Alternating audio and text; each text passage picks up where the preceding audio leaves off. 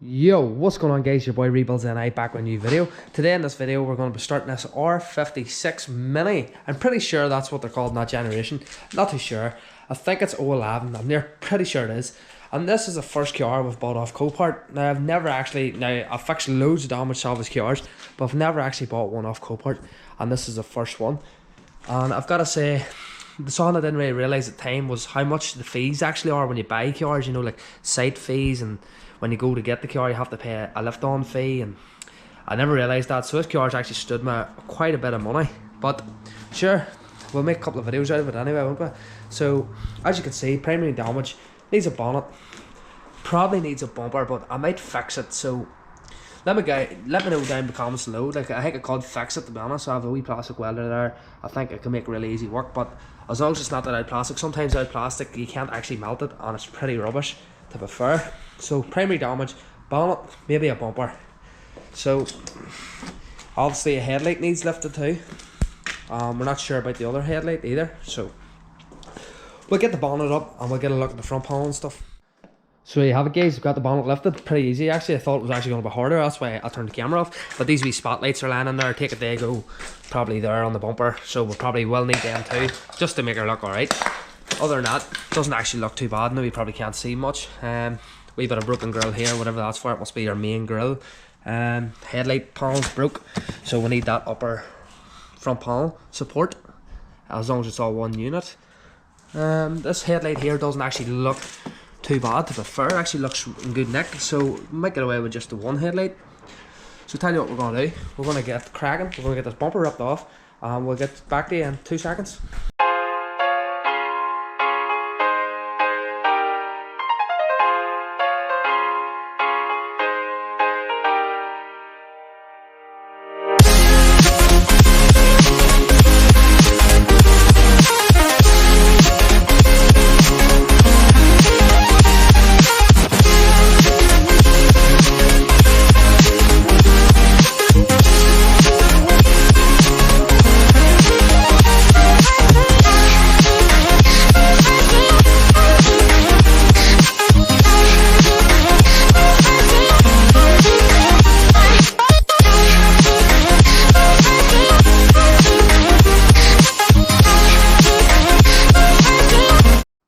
So you have it guys, there's a bumper ripped off. As you can see, there's more damage in behind it. We've got a cross member, probably need it.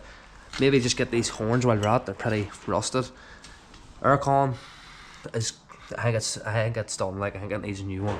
Scrap, I'm hoping that the radiator's alright, but as you can see down behind here, I maybe can't see the camera, but the fan housing's actually broke, so we're going to need it too. Lucky enough, as I said, that headlight is sweet.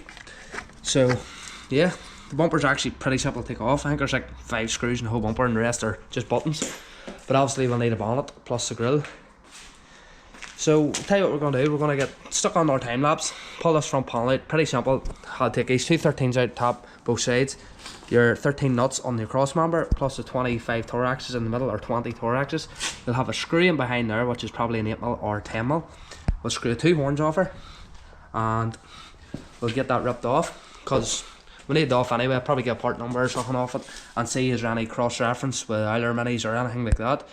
So yep, we'll get stuck into it.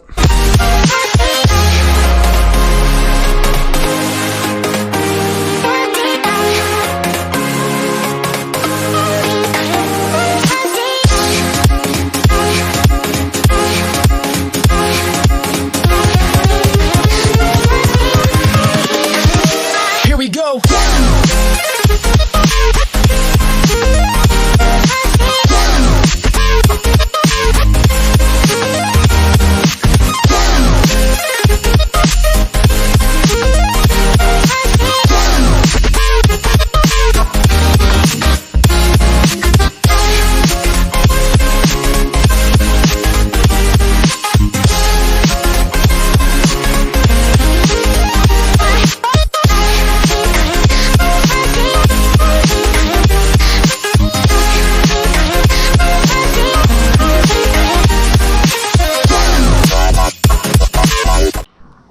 So there you go guys, have the cross member pulled off and the headlight. Now in time lapse you've probably seen I was actually struggling to get that headlight out. The bolts were like wrung, so every time I was turning them, they weren't actually doing anything. So what I done there was I put a wee flathead just where the clip was, pulled it while I was loosening the screw, eventually got it out. It was a bit of a struggle, and I'm going to give you some advice. If you're ever looking to buy a damaged car, do not buy minis. Minis are the most hatefulest car to work on at the front end, building them especially. Like, see down here with the cross member bolts on. So the cross member bolts on there, 3 obviously, take them off easy enough.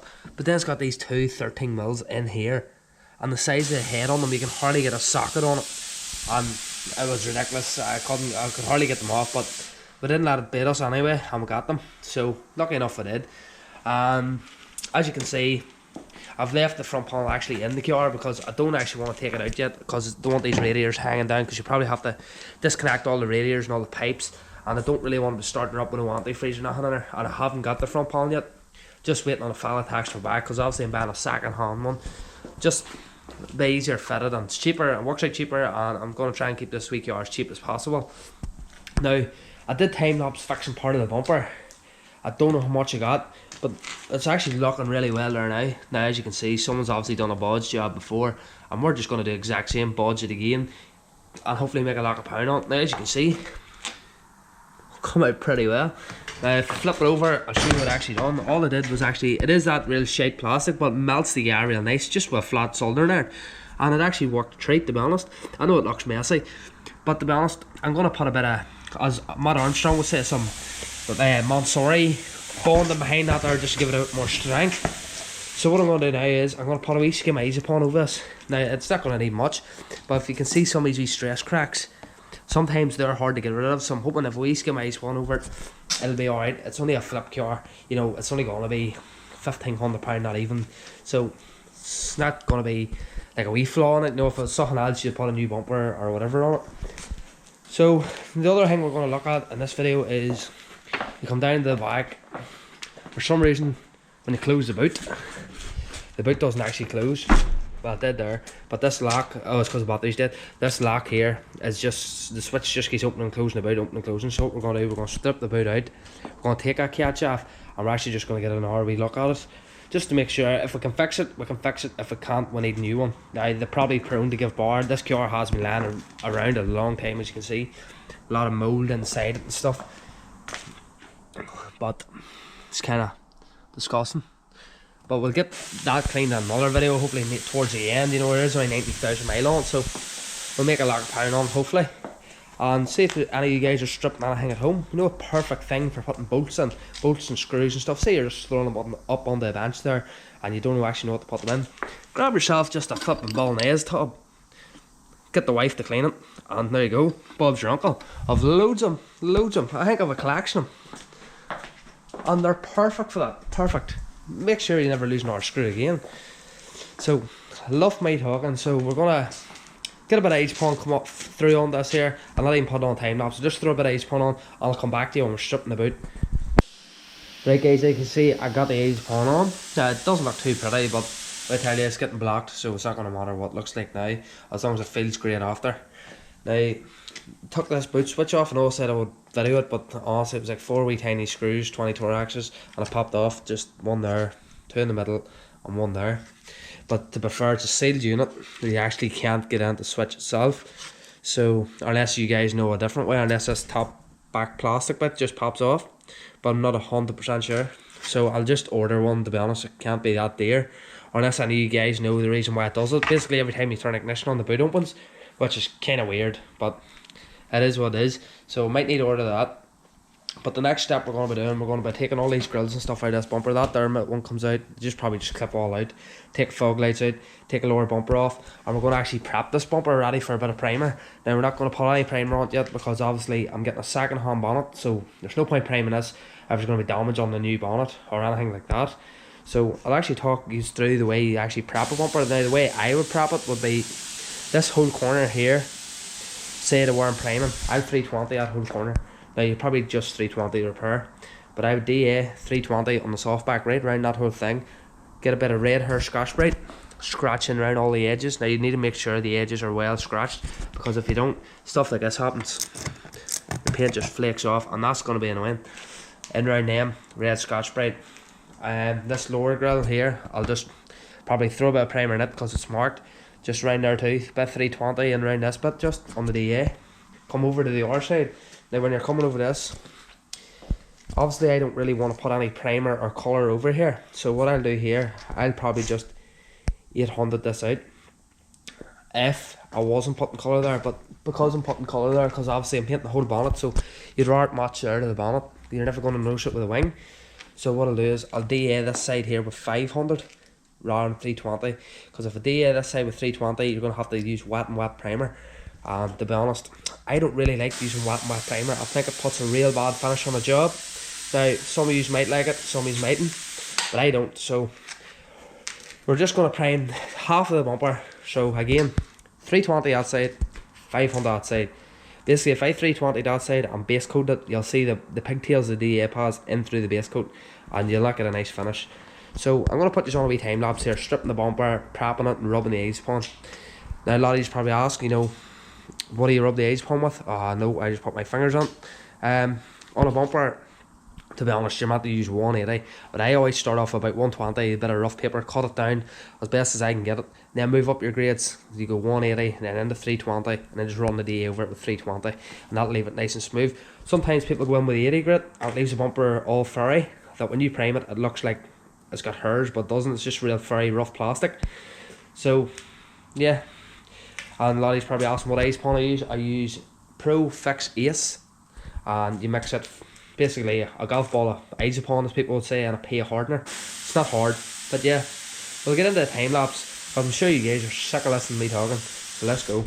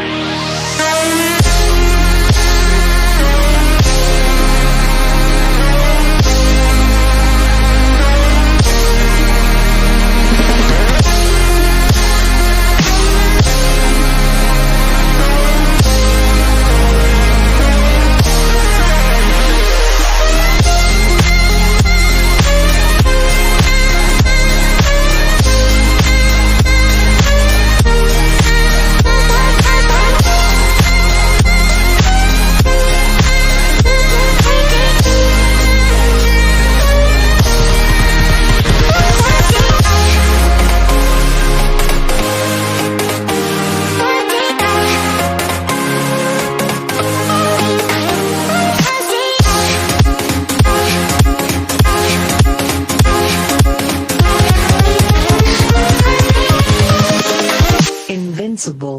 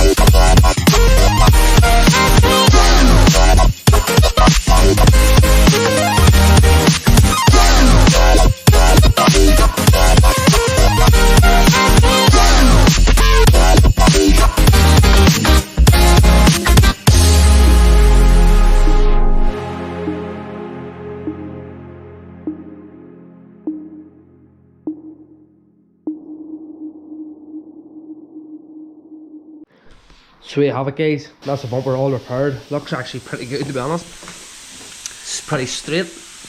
Looks well. And guys, I actually ended up DEing the whole bumper with 320 because it is riddled with stone chips and it's been just badly painted. It was flaking in around here and I didn't want to leave it any worse than it really was, you know, so we'll try and tidy it up a bit more than it is. So obviously we are going edge to edge with, so we're just going to have to prime the whole bumper now, which I actually don't mind because at least it'll leave a better finish on the car. But there's nothing actually we can do now. There's no point priming this until we get the new bonnet, well, second hand bonnet and front panel. Now I have taxed a fella, but it is Christmas Day today, so he probably won't get back to me today. Hopefully he will tomorrow, and if he does tomorrow, we'll get the front panel and bonnet and headlight lifted. To be fair, I was actually looking at the headlight in the boot. It doesn't actually look that bad. But anyway guys, if you did enjoy this video, you know, make sure you do like, comment, subscribe. You know, the first video done actually really well. I think we're up near 300 views and 13 likes. You know, to a lot of people that's probably nothing, but to me, you know, I'm very grateful of it and stuff. I'm just trying to teach you guys while I'm doing these videos that maybe you could buy a salvage damaged car at home and fix it yourselves. Like these bumpers and stuff, you know, you need to make sure when you're rubbing these bumpers in around these edges are well rubbed, because if you don't, you're wasting your time, because that's where the first place paint flakes is in around the edges, and then once it starts flaking there, it just continues on around the bumper. Now, other than that, it actually wasn't that bad of a repair. I showed you what I done. I melted it in behind and stuff. Now, there is a right way of doing it. I do have a proper plastic welder, but unfortunately it's in work, so I couldn't actually use a plastic welder. But it seems pretty strong there. I tried bending it and stuff, it never broke or anything again, so to me, it's perfect. As I said, I put some of their Matt Armstrong Mansory glue on the back of it just to give it that extra strength, which is good. Now guys, this car did have spotlights. Should we put the spotlights back in it or not? I don't know much about these R56 Minis, you know, if that's the way they came. But if that's the way they came, we'll put them back in it. Just let me know in the comments below. And another thing, you're probably wondering, what's with the title? The title is Salvage Cars to Supercars. Basically, what I'm going to try and do, I'm going to keep buying salvage cars and try and flip them. So every time we flip them, we'll obviously make a profit. So we'll keep putting that profit into more cars, more cars, and more cars. And hopefully, by the end of it, we'll be able to afford a supercar. Now, not a supercar like a Lamborghini or anything like that. You know, we're not on Matt Armstrong's level. Maybe like an M4 or a Golf R or stuff like that, you know, in that region. But anyway, guys, if these videos are, I don't know, maybe you're enjoying them, maybe you're not, I don't know, just let me know down in the comments below. Anyway guys, it's your boy Rebuilds NA, out.